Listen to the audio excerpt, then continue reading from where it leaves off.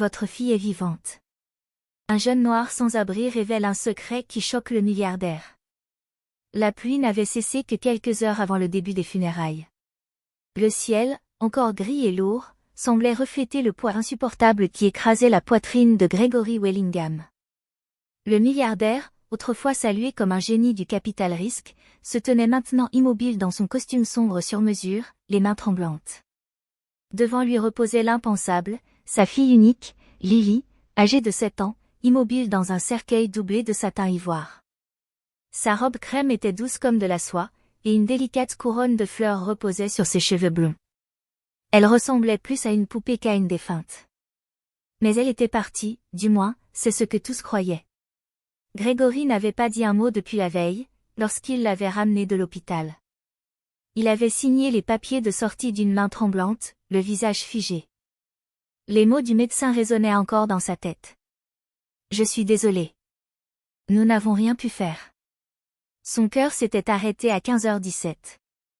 Cause du décès, une arythmie soudaine due à une anomalie non diagnostiquée. Mais Gregory n'avait jamais vraiment accepté cette explication. Il se tenait à présent dans la salle privée du domaine des Wellingham. Le mausolée, silencieux, résonnait de murmures et de sanglots contenus. Il ne pouvait détacher son regard du visage de sa fille. Ses genoux faillirent céder. Puis des pas doux, lents, résonnèrent. Tous se retournèrent. Un petit garçon, poussiéreux, âgé d'Alexandra à peine 6 ans, franchit l'arche de marbre poli. Il était noir, pieds nus, la peau terne, et portait une salopette bleue collée à sa silhouette frêle. Un pendentif en forme de cœur pendait à son cou. Il n'avait pas de veste. Aucun adulte ne l'accompagnait. Il n'était manifestement pas à sa place. Mais ses yeux profonds et déterminés, se fixèrent sur le corps de Lily. Le frère de Gregory s'avança pour l'intercepter. « Dis donc, qui a laissé entrer cet enfant ? C'est une cérémonie privée. » Mais avant que quiconque ne puisse l'arrêter, le garçon s'approcha directement du cercueil. Il posa délicatement sa petite main sur celle de Lily.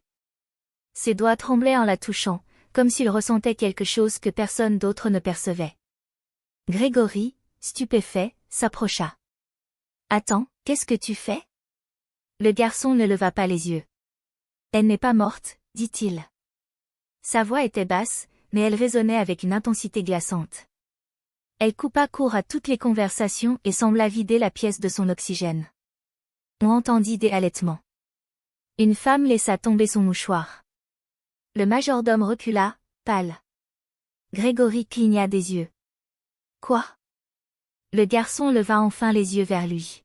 « Elle n'est pas morte. »« Pas vraiment. »« Pas encore. »« Qui es-tu » cria quelqu'un. « Où sont tes parents ?» Mais le garçon ne détourna pas le regard de Lily. Il ne bougea pas. Elle respire. Mais on ne le voit pas. Son cœur bat lentement. Mais il ne s'est pas arrêté. Le docteur Mason Rudd, l'homme aux cheveux blancs et à la chemise bleue, debout derrière la foule, devint livide. C'était lui qui avait signé le certificat de décès.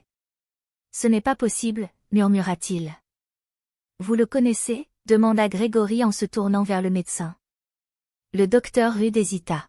« Je n'ai jamais vu ce garçon auparavant. » Mais ses doigts tremblaient. Et il évita le regard de Gregory. Le garçon fouilla dans sa poche et sortit un petit objet, un sifflet en bois, sculpté à la main, pas plus gros qu'un doigt. « Elle me l'a donné, » dit-il. « À la fontaine, 2 jours avant la sortie scolaire. Elle m'a dit qu'il était magique. » Le cœur de Gregory fit un bond. Lily lui avait parlé d'un petit garçon au collier, qui sculptait des jouets avec des capsules de bouteilles et des bâtons. Il avait cru qu'elle parlait d'un camarade de classe. « Elle m'a trouvé endormie sous un banc, » poursuivit le garçon. « Elle m'a donné du pain. Et elle a dit qu'un jour, elle demanderait à son père de construire une maison pour les enfants comme moi. » Les larmes montèrent aux yeux de Gregory. « Et puis, j'ai vu quand elle s'est effondrée au musée, » ajouta le garçon. Personne ne m'écoutait. On m'a repoussé. La voix de Gregory se brisa. « C'était toi. » Le garçon hocha la tête. Ils l'ont éloigné à toute vitesse. Et le vieil homme aux cheveux blancs, il désigna le docteur Rude, a dit qu'elle était morte. Mais quand je lui ai touché la main, elle était encore chaude. Elle murmurait. Très faiblement. Ça suffit, s'écria Rude, en sueur. Cet enfant raconte n'importe quoi. Grégory se retourna brusquement. Non, Mason. Tu m'as dit que son cœur s'était arrêté. Mais tu as refusé un second avis. Tu m'as pressé de l'incinérer avant demain matin. Tu m'as dit qu'elle était partie. Que c'était le protocole. Alors, pourquoi son corps était-il encore chaud, 1 heure plus tard? Silence. Tous les regards se tournèrent vers le cercueil. Le garçon plaça le petit sifflet sur la poitrine de Lily, et ferma les yeux. Elle avait dit qu'elle reviendrait, si quelqu'un croyait assez fort. Grégory s'avança lentement, tremblant. Il baissa de nouveau les yeux vers sa fille, et remarqua quelque chose qu'il n'avait pas vu jusqu'ici. Une seule goutte. Une larme, peut-être? Ni sueur. Ni souffle. Mais il se figea. Et tout le monde haleta. Mais avant que quiconque ne puisse réagir, le garçon s'effondra à côté du cercueil. Quelqu'un, à l'aide! Hurla une voix. Grégory tomba à genoux, pris de panique. Et c'est à cet instant précis, juste avant que tout ne s'écroule, qu'une brise légère traversa la porte entr'ouverte. La couronne de fleurs sur la tête de Lily bougea. Et ses lèvres frémirent. Un frisson parcourut la pièce. Les halètements résonnèrent sous la coupole de marbre. Grégory resta figé. Il ne pouvait pas bouger. Son cœur battait à tout rompre. Il la fixait. Ses lèvres avaient bougé. Pas une illusion. Pas un rêve. Pas cette fois. Et pour un homme qui avait bâti des milliards sur la logique, les données et la raison, rien dans ce monde ne pouvait expliquer ce qu'il venait de voir. Il se tourna vers l'invité le plus proche. Vous avez vu ça? S'étrangla-t-il. S'il vous plaît, dites-moi que je ne perds pas la tête, balbutia une femme en deuil, les yeux écarquillés de stupeur.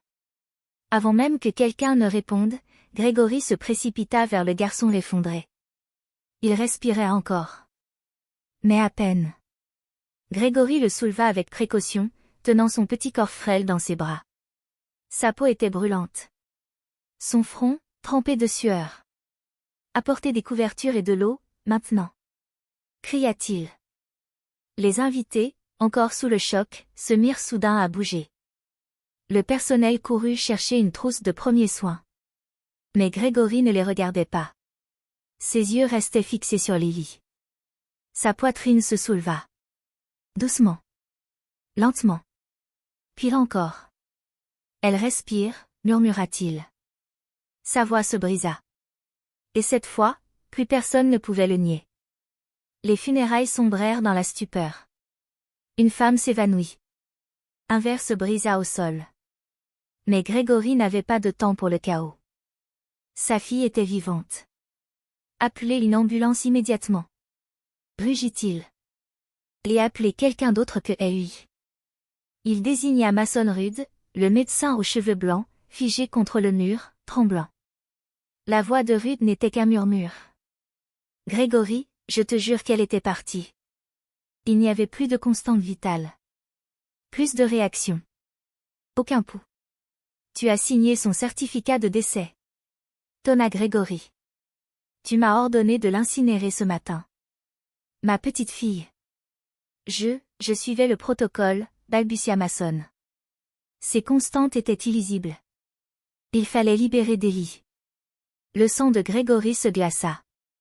Il comprit. L'hôpital était saturé. Il se souvenait des murmures lors d'une réunion privée du conseil d'administration. Rotation des lits. Priorisation des ressources. Mason n'avait pas vu une enfant. Il avait vu un dossier. Tu as failli l'enterrer vivante, grogna Grégory. Dans ses bras, le garçon remua faiblement. Il ouvrit à peine les lèvres. Le rêve? Je l'ai vue. Elle n'était pas prête. Il fallait juste que je la ramène. Grégory se pencha vers lui. Comment t'appelles-tu? Jess, souffla-t-il. Comment as-tu su? Demanda Grégory, la voix tremblante. Comment as-tu su qu'elle n'était pas vraiment partie? Jess désigna faiblement le pendentif autour de son cou, un médaillon en forme de cœur. Elle me l'avait donné, quand j'avais froid. Elle disait qu'il me protégerait. Hier soir, j'ai prié avec, et je l'ai vue. Elle pleurait. Toute seule. Elle implorait qu'on l'entende. Grégory ne pouvait plus retenir ses larmes. Ce garçon, sans abri, couvert de poussière, sans rien, avait vu ce qu'aucun médecin, aucune machine, aucune fortune n'avait su voir. L'ambulance arriva quelques minutes plus tard. Les ambulanciers, médusés, découvrirent elle, enfant décédé, avec un pouls. Une chaleur corporelle. Des signes de vie. Lily fut placée avec précaution sur un brancard. Jess, sur un autre, juste à côté d'elle. À l'hôpital, les spécialistes confirmèrent un diagnostic rare, le syndrome de Lazare. Un phénomène médical où une personne semble cliniquement morte, avant de retrouver, sans intervention, des signes vitaux. C'est si rare que beaucoup le considèrent comme impossible. Mais c'était réel. Et sans Jess, elle aurait été enterrée vivante. Plus tard, ce soir-là, Grégory était assis au chevet de sa fille. Ses doigts bougèrent. Ses paupières tressaillirent. Puis ses yeux s'ouvrirent. « Papa » murmura-t-elle. Grégory s'effondra en larmes. Il sanglotait, accroché à sa main. « Je suis là, ma puce.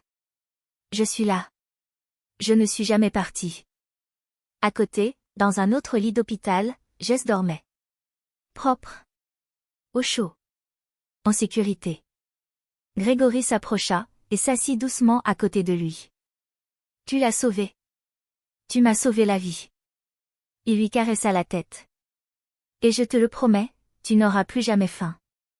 Plus jamais froid. » Jess sourit faiblement, sans ouvrir les yeux. Elle m'avait dit, que tu dirais ça. 3 semaines plus tard, l'histoire faisait la une des journaux du monde entier. La fille d'un milliardaire ramenée à la vie par un garçon des rues. Grégory adopta Jess, et créa la fondation Lily et Jess, dédiée aux enfants abandonnés et sans abri. Quant au docteur Rudd, il démissionna, rongé par la honte, avant d'être poursuivi pour négligence médicale. Mais plus rien de tout cela ne comptait pour Grégory. Car il avait enfin compris une chose qu'aucun conseil d'administration ni aucun MBA ne lui avait jamais enseignée. Parfois, les plus grands miracles viennent des âmes les plus oubliées. Si cette histoire vous a touché, n'oubliez pas de liker, de vous abonner à la chaîne, et de partager ce récit autour de vous. Dites-nous en commentaire d'où vous nous regardez, et surtout, souvenez-vous, les plus belles vérités se cachent parfois là où on ne les attend pas. Merci d'être là. À la prochaine. Et surtout, restez bienveillants, curieux, et plein d'espoir.